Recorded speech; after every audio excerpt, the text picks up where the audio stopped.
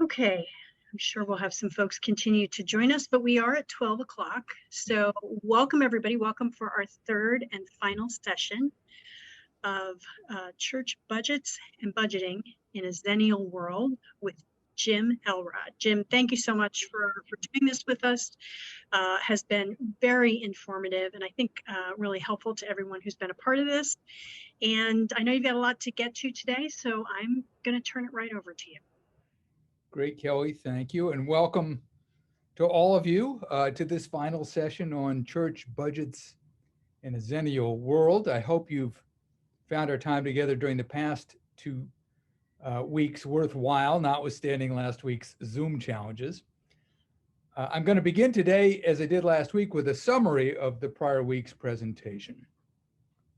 Last week, you recall we moved from the general context in which church budget discussions take place today to a more granular description of the budget process itself.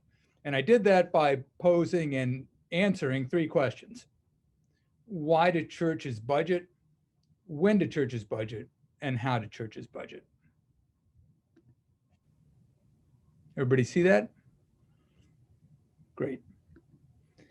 Okay, I suggested that churches budget because budgeting is considered by many a standard financial practice for any fiscally responsible organization.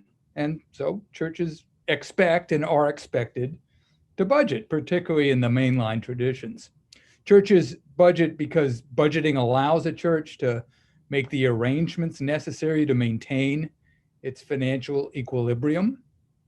Churches budget because budgets generate financial information valuable for managing the enterprise. And churches budget because budgets are fact factories, and harnessing their output can help manage the expectations of both internal and external stakeholders. The when of a church budget cycle is driven by its fiscal year, and because most churches have a fiscal year that matches the calendar year, the when typically doesn't take place until everybody returns from summer vacation. And that means that most budget conversations take place between mid-September and mid-November, which of course in turn means that church budget conversations take place under a time pressure that's created by that truncated calendar. Like the when of church budgeting, the how of church budgeting is driven by practical considerations. The vast majority of churches I know, when it comes to creating an operating budget, practice incremental budgeting. They compare actual results in all the revenue and expense categories against this year's budget. And in light of those actual results versus budgeted results, they project how each revenue and expense account will perform next year. There are, of course, other legitimate ways to approach budgeting, but they are embraced by very few churches. So in deference to our time constraints, we didn't discuss them. But we concluded last week with some suggestions about how to improve the budget process in your church, and by considering 5 questions which a thoughtful budgeting process should be able to answer in the affirmative. And these were: is the budget calendar clear to all stakeholders? Have all stakeholders been provided with opportunities to provide input? Have prior years budgeted versus actual results been factored into the projections? Has the proposed budget been stress tested against possible adverse events? And does the proposed budget achieve financial equilibrium and advance the mission? Today, we consider a real-life situation that attempts to answer a different set of questions. How do we take a budget out of the exclusive realm of governance and finance and expose it to the broader membership? And when we do, how can we make our work product come alive to the congregation? How do we present the budget so that the average member understands the implications and actually wants to know a little bit more? And to do that, as I promised in our first session together, I'm going to enlist the help of more Xennials. Lexi Steinley, here on the left, was a student of Grace Pomeroy, here on the right, at Luther Seminary in St. Paul, Minnesota. Grace, as you know, if you participated in our first session, is a colleague and has taught me most of the things I know about Xennial religious and charitable giving preferences. Lexi has served Bethlehem Lutheran Church, located in Fargo, North Dakota, in a variety of capacities since 2008, most recently as intern pastor. And I'm happy to report that 3 weeks ago, Lexi was called by her congregation to become their senior pastor. She succeeds Tim Stoa, who is retiring after serving as Bethlehem Lutheran's senior pastor since 1999.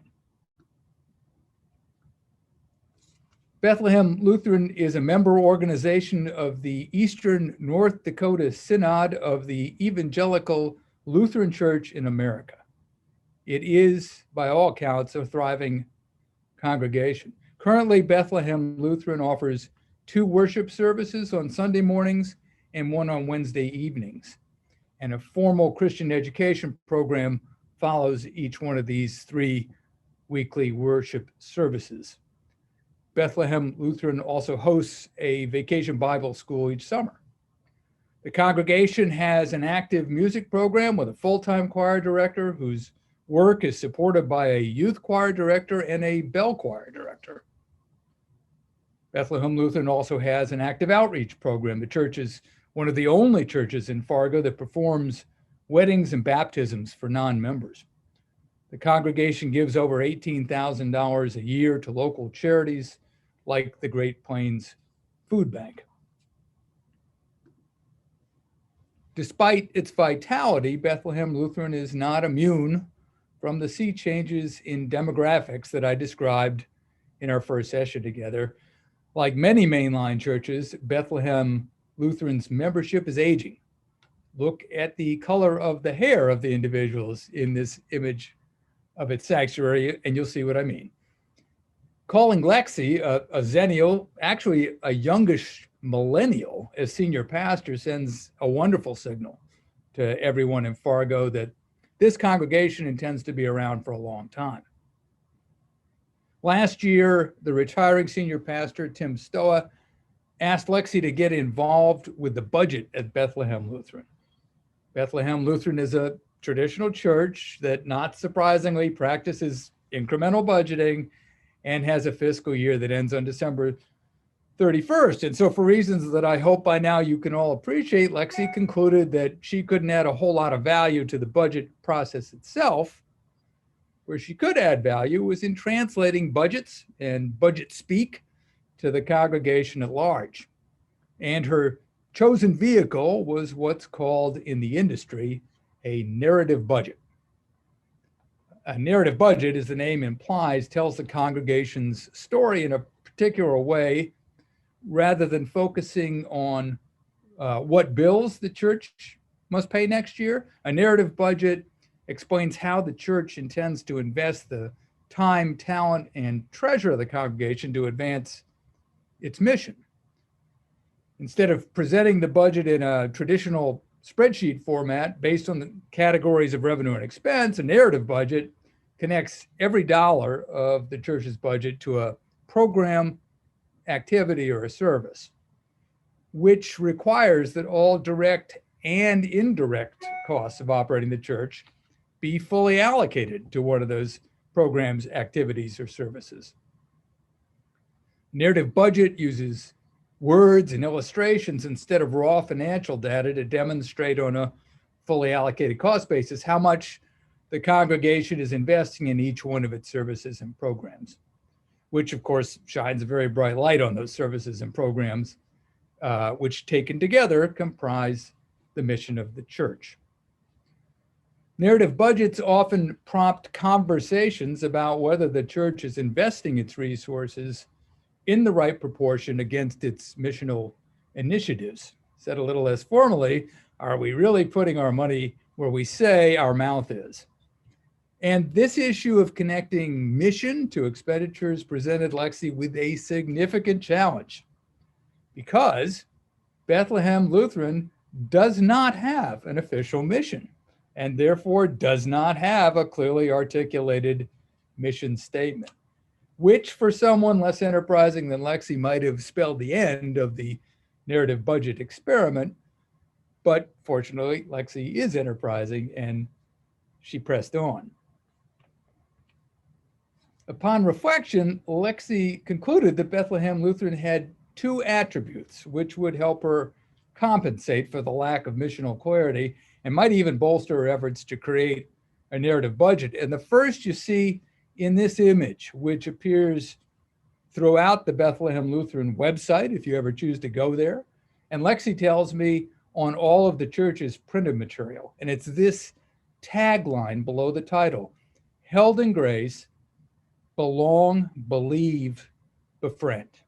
Held in grace, belong, believe, befriend. When I was talking to her, Lexi described them to me as, quote, 6 nice words which don't mean much, end quote, but which virtually everybody in the congregation can repeat from memory without hesitation. And so she decided to use belong, believe, befriend as a surrogate for mission and create a budget which would match a mission, if it did exist, that would embody the tagline. The second attribute of the congregation which worked to Lexi's advantage was its operating structure. Bethlehem Lutheran uses the Don Abden leadership model, which of course requires a slight detour for our group, so I can explain what the Don Abden leadership model is. Here's a generic depiction of it. The Don Abden model distributes authority and responsibility for church activities to small self-contained groups of members called boards. Each board has its own ministry area to develop and lead and its own budget to fund those activities. In business lingo, they each have a P&L responsibility for their area. You can see these boards in this graphic of a generic Don Abden model as the green boxes, the second row up from the bottom of the page. Note also that the pastor and staff on the organizational chart appear, but they don't have direct oversight over the boards. The Don Abden model assumes that authority is given by God through Scripture to the body of the believers gathered. Clergy members are members of that body, but they do not enjoy a privileged position in terms of financial control. Each board is represented on a group listed in the green box at the very center of the graphic here and called the council. It's sometimes known as the executive council or the planning council in other Lutheran churches that use this model of organization. The council consists of representatives from each board and the officers of the church. And as Lexi explained it to me, this group acts as sort of a traffic cop. It meets monthly to coordinate activities, but the council does not directly control church expenditures. The boards do. This is a very different construct from churches where members serve on commissions or committees and monitor activities, but the power and authority ultimately rests in the hands of a parent group like a vestry or a board of elders. In this Don Abden leadership model and a Bethlehem Lutheran church, each board with a small b creates its own budget and is directly accountable for delivering results. In terms of Lexi's narrative budget efforts, this structure helped her in 2 ways. First, budgeting was the domain of one board. At Bethlehem Lutheran, it's called the Stewardship Board. And she knew if she could convince the Stewardship Board to support a narrative budget approach, it would happen. I'll tell you more about the other boards at Bethlehem Lutheran in a couple of minutes. Second, because the boards at Bethlehem Lutheran have full P&L responsibility for their area of concern, the individuals on those boards already have an intimate knowledge of the expenses for which they're responsible. Those board members are used to talking about direct costs, so Lexi wasn't starting from scratch. Her challenge was coming up with an equitable method of allocating the indirect costs of running the church. At Bethlehem Lutheran, the Stewardship Board is charged with overseeing congregational finances, board budgets, and accounting practices. In addition to the Stewardship Board, Bethlehem Lutheran has 7 other boards around which the life of the congregation revolves. And these are a trust board, which for us might be called an endowment board, evangelism and fellowship, education, ministry, property, worship, and a youth services board. So what did Lexi do after securing the Stewardship Board's support to take a stab at a narrative budget? Well, she started with the church's 2022 budget as depicted in a traditional budget spreadsheet format. That's how they'd been doing it. And working with and through her Stewardship Board, they allocated the direct costs of the other boards to the 3 buckets formed by the church tagline: belong, believe, and befriend. And that's when the hard work began. Then they had to allocate the indirect costs of running the church, the overhead, to each one of these buckets. And so, according to Lexi, began this iterative process, a back and forth where each of the boards was assigned a fair share of indirect costs to each category. Lexi says there were some rough patches in doing that, but the process continued back and forth until there was consensus around the absorption of all planned expenditures for 2022, direct and indirect, into each tagline bucket.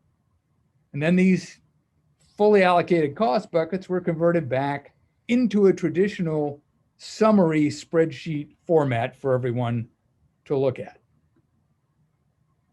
And the result is what you see here, but if you're like me, you can't possibly read the details.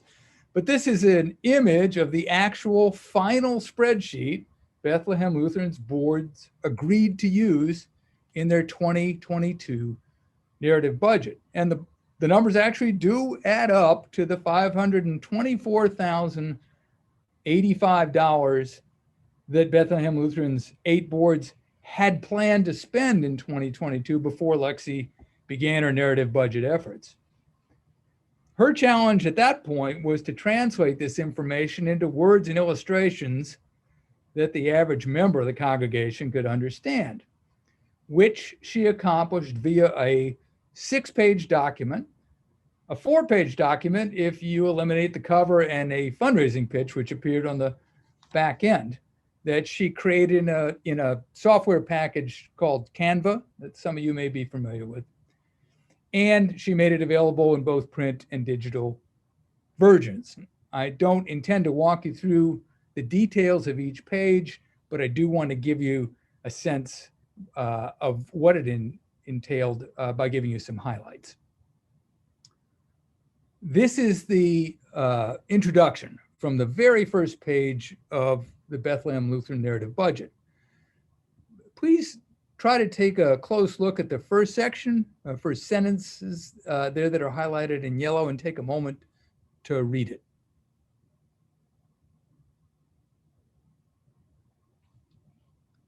Lexi tackles the inconvenient truth that Bethlehem Lutheran has no mission or mission statement by describing belong, believe, and befriend as pillars of our mission. Elegant wordsmithing, but also a critical first step in building the case for contributions that we're going to see at the end of the document. In the second sentence that I've highlighted in yellow below, she assures the reader that nothing has changed in the way the Bethlehem Lutheran Railroad is being run. The boards maintain control of their budgets just as they have in the past. The Don Abden model that they've all agreed to is alive and well. There is no mischief afoot here. The total budget then of the congregation is depicted in pie chart format, showing the relative size of each missional pillar's slice. On a fully allocated basis, believe accounts for 46% of all expenditures, with belong and befriend accounting for 27% each. Let's look at each slice Each slice, each missional pillar gets its own dedicated page and some pictures. In Belong, the narrative describes activities that take place on the Bethlehem Lutheran campus. You can see in this image, they're very proud of their quilting program. But most of the verbiage in this section describes repairs and improvements to the church building itself. Belong, in the allocation process, wound up shouldering most of the real estate costs of the church under the theory that a church occupies a place in the temporal world. Church members belong to that place, not just some free-floating organization, and that place has to be paid for.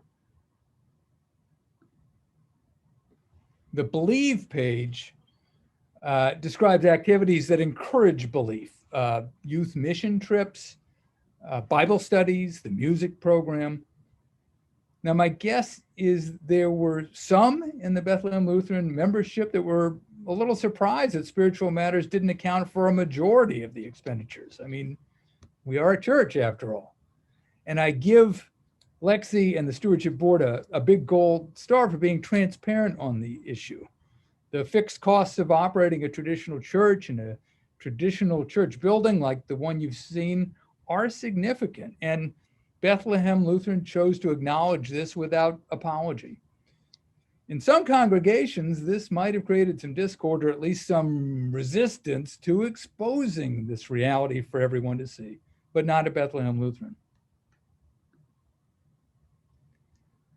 The Befriend page describes outreach, everything from baptism to benevolences. And it's kind of interesting when you step back for narrative budget purposes. Bethlehem Lutheran spends almost precisely the same amount on its own members in Belong as it does in the greater Fargo community in Befriend when you look at it on a fully allocated basis. On the final page, the document makes it clear to the now presumably inspired reader the different ways you can support Bethlehem Lutheran's mission. Bethlehem's mission. In just 4 pages, we've morphed from missional pillars to full-blown mission, and I'm willing to bet nobody noticed. It was very clever, but it's also testimony, I think, to the potential role mission can play in making a budget come alive to a church's members. This kind of information can also be quite valuable when Bethlehem Lutheran staff speaks to prospective members, particularly if they're speaking with prospective Xennial members. Bethlehem Lutheran's narrative budget declares what matters to the congregation, where they plan to invest their resources, and in what relative proportions. And that kind of approach is going to earn high marks for anybody concerned with transparency and authenticity. The narrative budget process at Bethlehem Lutheran has certainly empowered their 8 boards to become more productive fact factories. Each has helped generate what is a growing inventory of receipts, of proof statements that illustrate exactly where the church's investments are taking place within this Belong, Believe, Befriend framework. And I personally believe that fundraising with church members of any age will be more inspiring when this kind of information finds its way into those conversations. So narrative budgets are pretty intriguing, but they aren't for every congregation. The organizational structure of Bethlehem Lutheran made working through the cost allocation process that's endemic to a narrative budget relatively easy, not easy, but relatively easy. The culture and traditions of some churches I know, maybe your church, would make that allocation process incredibly painful, maybe impossible. So I'm not suggesting this technique should be applied in every church, but what I am suggesting is that your church would be well served if you can find a way to take budgets and budgeting out of the hands of a select few, to expand opportunities for input and decision-making to a wider audience, and to center your budget conversations around something other than a giant Excel spreadsheet. Put narrative budgeting aside. and find times other than just your annual meeting to talk about your budget and the implications of your budget. Experiment with alternative ways to present the budget and find new venues to publish your budget, making it easy for those who might care about this information to access it without a problem. Making progress on these fronts is just as important, maybe more important, than any improvements you can make to the budget, the final document itself. So what role do budgets play in a community of faith that plans to exist forever? What role do budgets play in supporting a church's mission over the long haul? How can a church that never plans to go out of business become financially sustainable in a Xennial, or for that matter, any other age? I think the person whose work can help us answer these questions is a gentleman named Woods Bowman. Bowman received his undergraduate degree from MIT and his PhD from Syracuse University in economics. He was a professional economist at the Federal Reserve before embarking on a long career teaching at the University of Chicago and DePaul University. His research interests centered on good government and government finance, but I think his insights apply equally well to secular nonprofits and churches. Bowman, as you might guess, was a big fan of budgets. He saw them as the key to financial equilibrium, to, in Bowman's own words, taking control of the present. Financial equilibrium is achieved when revenues exceed expenses. And a budget, of course, provides the roadmap to undertake that journey each year. Financial capacity, according to Bowman, involves a more extended time horizon. A church creates financial capacity when it maintains financial equilibrium and simultaneously builds its resource base so that it can exploit opportunities and fend off unexpected challenges. Now, exploit is not a term used in church circles frequently, so let me give you a couple of examples of what I think Bowman meant. Perhaps a congregation has education as part of its mission, and it identifies an opportunity to start a nursery school on its campus. It imagines that the nursery school will be its own standalone 501c3 organization, but it needs seed money to hire staff and fund initial operations. Funding these startup costs would enable the church to exploit this educational opportunity, an opportunity that didn't exist when the current budget was created. Or perhaps a congregation sits in a neighborhood with homeless residents, and assisting the homeless is part of its mission. The growth in the local homeless population has exhausted the ability of the neighborhood food pantry to meet demand, and church leaders see an opportunity to start a new church-sponsored food pantry to help meet that demand. The church needs funds now to exploit the opportunity, an opportunity that didn't exist when the current budget was created. In both instances, the need is real, the need fits the mission, but the opportunity hadn't presented itself during the church's most recent budget cycle. A church that has built financial capacity beyond what it needs to keep the lights on and the doors open would be in a position to further its mission by exploiting these kinds of unanticipated opportunities. If exploiting opportunities is analogous to playing offense in football, fending off unexpected challenges is the analog for playing defense. What do you do when negotiations lead to an impasse and the owner of the leased space where you hold your services decides to triple the rent starting next month? What happens when that 100-year floodplain on which your sanctuary sits is breached again, and the entire basement floor has to be renovated again before mold sets in? A church with financial capacity is one that has increased its unrestricted financial assets and held enough of them in a liquid form to meet challenges like these without reducing planned expenditures on its mission.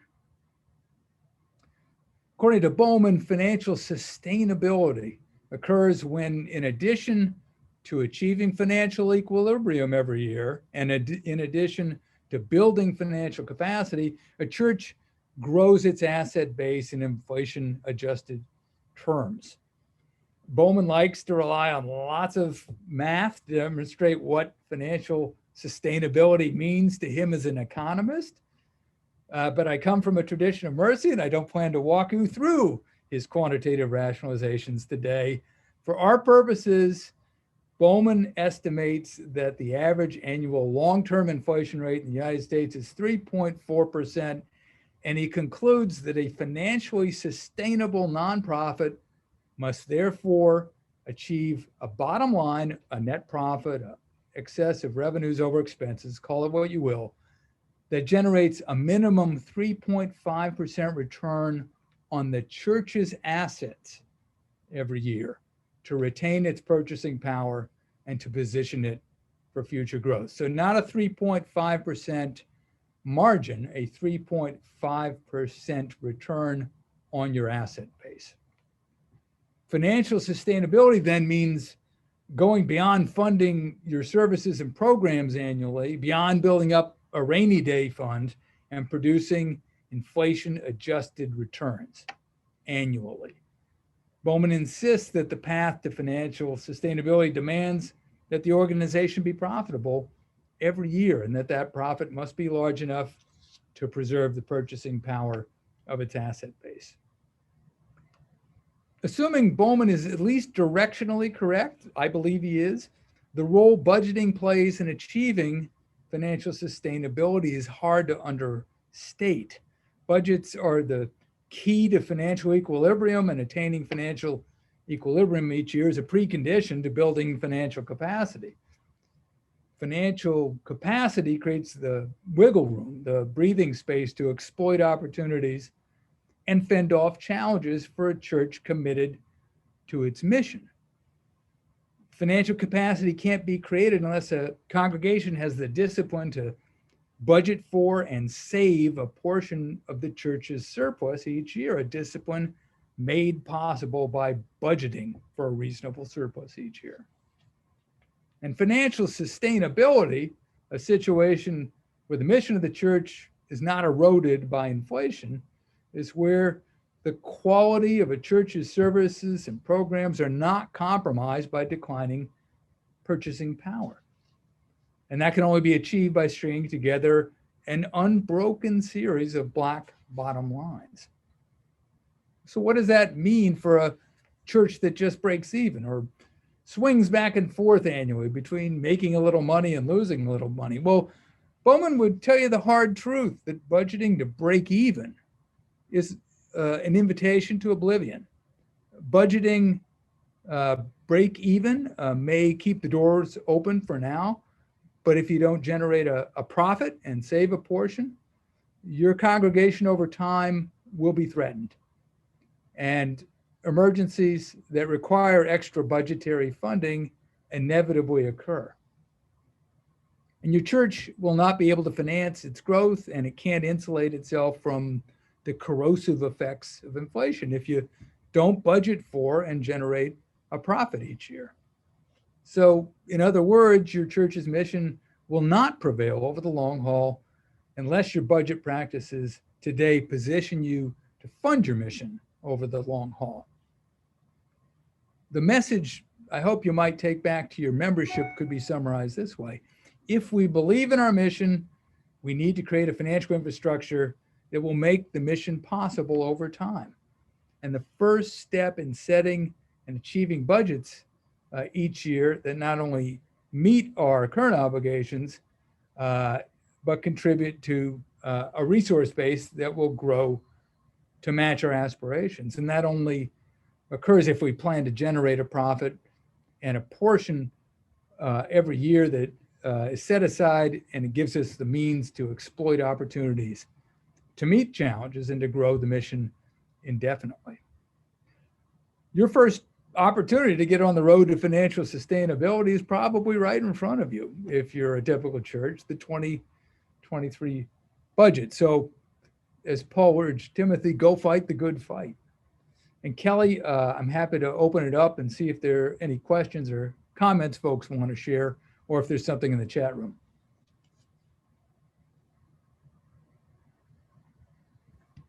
Jim, would you mind stop sharing? There you go. Yep. Okay, so first I wanted to ask you, how many members were there at Bethlehem Lutheran, and what was the result of moving to the narrative budget in that initial campaign? Well,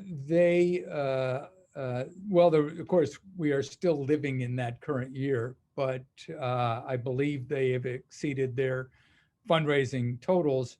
And I asked Lexi whether they will be using the narrative budget again next year, and she told me they definitely would.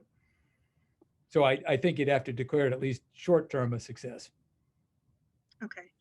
One of the questions here was, I'm seeing the usefulness of the Don Abaddon model, but I'm wondering how much of it is reflective of the polity of the Lutheran Church. As an Episcopal priest, I'm seeing potential conflict with TEC canons and governance customs. Any thoughts about that? Yeah, no, I think it's directly tied to the polity of the Lutheran Church, and it would not be exportable to an Episcopal parish. But I don't think that means we should abandon our hopes. Most Episcopal churches I know have a commission or committee kind of structure where they don't have P&L responsibility, but they certainly have oversight, and their input about cost allocations would still be just as valuable. Okay. Does Bethlehem develop the budget first and then design their narrative budget / appeal on that basis, or do they appeal and then design the budget around the estimated giving and revenue? My understanding is in this first year, the budget already existed. And then Lexi applied the narrative budget format. But you could certainly reverse engineer it if you needed to. Okay. As giving declines and or shifts, as you described in sessions 1 and 2, what practical words do you have about this proposal to connect financial sustainability to increasing the financial base? Well, I think it's, a black cloud with a silver lining, to be absolutely honest with you. If you imagine we're going to become more reliant on a group that is all from Missouri, it's all a show me kind of thing, and that you have to provide them receipts and proof statements, sort of tell them what you're going to tell them, and then tell them what you told them again. I think a narrative budget gives you lots of fodder to do that. But if you were to just throw the budget out there, it will be like most budget experiences, a little less dry, but nobody really looks at them unless they think there's something there for them. They might look at it at the annual meeting, but they're not going to go back and refer to it. So you have to have it out there, but it has to be on the website. It has to be accessible. And then you have to farm the underlying information to create content to push to folks. In the belong section, where I've told you they shoulder most of their real estate costs, you could say, hey, we intended to spend 27%. You should know that as of March 31st, we've spent 6%, and we, put in that new front door that we've always needed. You can use the underlying information to create content that will keep folks engaged, and I think will resonate with a non-boomer population. But if all you do is just translate it, sit back, as boomers like myself would tend to do, and say, isn't that great? See what we've done. It's not going to really help you. Okay, thanks. Someone is asking if you wouldn't mind just briefly going through again, what is the difference between financial equilibrium, financial capacity, and financial sustainability? Sure. Equilibrium's the easy one to understand, and it directly ties to budget. It's how are we going to have more revenue than expenses? If you're at a state of financial equilibrium, you are covering your operating costs. In financial capacity, you are over a period of time now, not only generating a state of financial equilibrium, but you've generated enough profit to stick some of those nuts into the church's proverbial cheek for another day. You're creating a rainy day fund, if you will, that is usually accounted for as unrestricted net assets and would be available if you had either an opportunity to exploit or a challenge that comes up that you have to meet.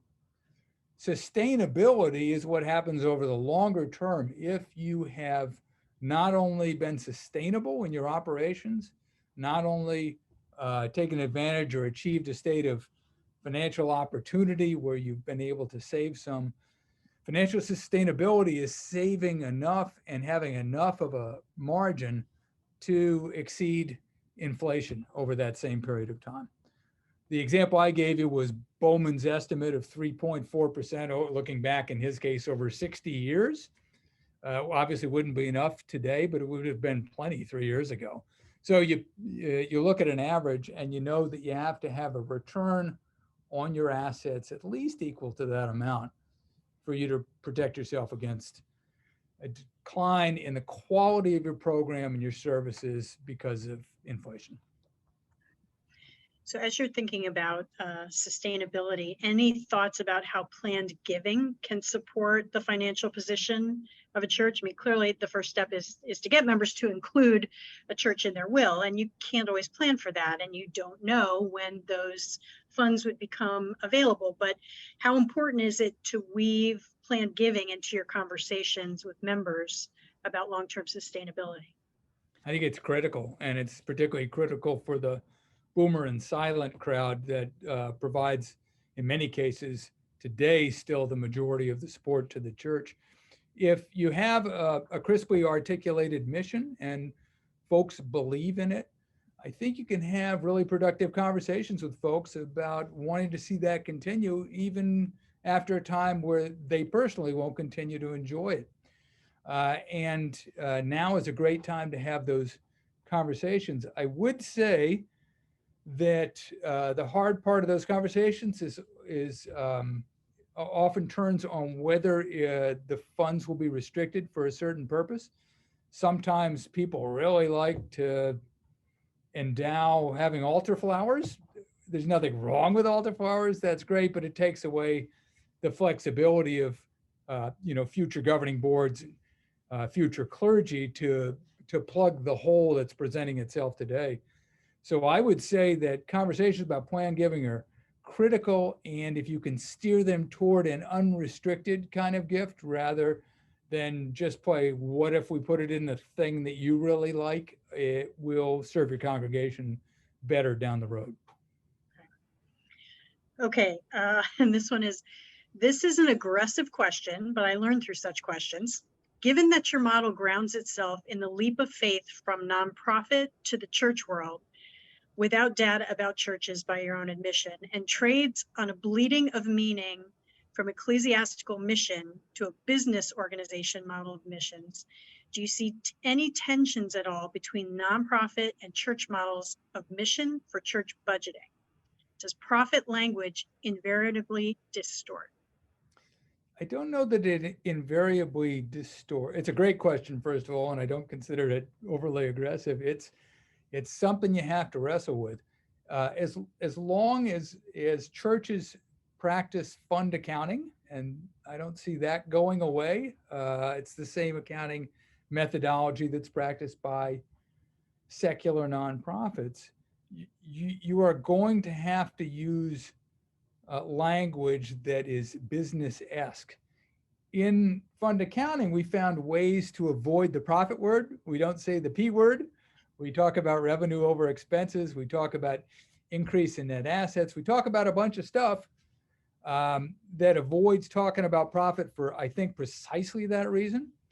But if you step up from that, when you're talking about revenue and expenses, I don't know any way to sugarcoat those things. It's the reality of, operating in the world in which we live. So if it makes folks feel better, I don't see, any moral problem in using accounting speak that doesn't make it sound like a business, but I don't think it's necessarily problematic, because folks, at the end of the day, realize that to have a viable enterprise, you have to, generate enough money to make it work. Okay. All right. Someone with us is looking for practical examples of how to achieve equilibrium in the context of sessions 1 and 2. It's one thing to talk about increasing revenue, but how? Beyond getting more people in the pews and beyond communicate more receipts.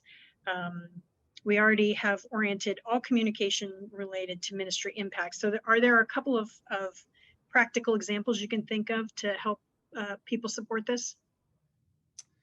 Yeah, well, I fully acknowledge that the key is to get the people that are already in the seat to give more, and to get more people in the seat, so that membership engagement thing actually stands in front of any progress on revenue. I do think, though, there is a circular and potentially virtuous circle about changing communications that actually enhances membership and member engagement. If we step back and think about COVID, one of the things that changed is that we no longer see people in the foyer kind of nervously looking around, and we can figure out that they're new to the church, and we go up and say hello and try and engage them that way. They have already visited your foyer. They've just done it virtually. And if it's folks under 50, or certainly under 30, they have probably not really thought about visiting the physical foyer before going to do this. So the production of receipts is a necessary step, but refashioning those receipts into content that will appeal to people that are flying by and dabbling electronically is pretty important. And where I've seen most churches fall down is not in their willingness to think about engaging in a different way. It's actually going through the refashioning of content and pushing it out to the world in a way that the world can see. So it isn't just becoming more transparent. It's taken that somewhat static data and interpreting it for folks and pushing it to them. And I think that never is a bad thing to do with your current membership. You can use that as the grist for conversations to ask if they wouldn't consider an above inflation increase in their contribution this year. But for the spiritually curious, the folks that are kind of showing up and kind of not, it's really important to put your hooks into them, with these tools that you have at your disposal. And the only way that's going to happen is if you don't say, here's what we've done, here it is, come look, but you are, consistently trying to create new information and putting it up on your website or pushing it out to your email list so people can see it.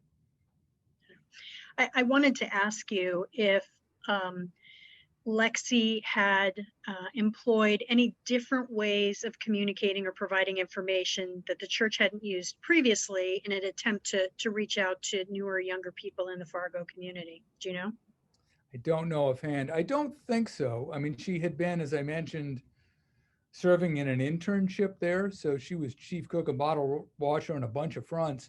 But I think this was her first opportunity, and maybe it was, a test run, because she was, elevated 6 months later to see what she would do with this kind of stuff in terms of outreach.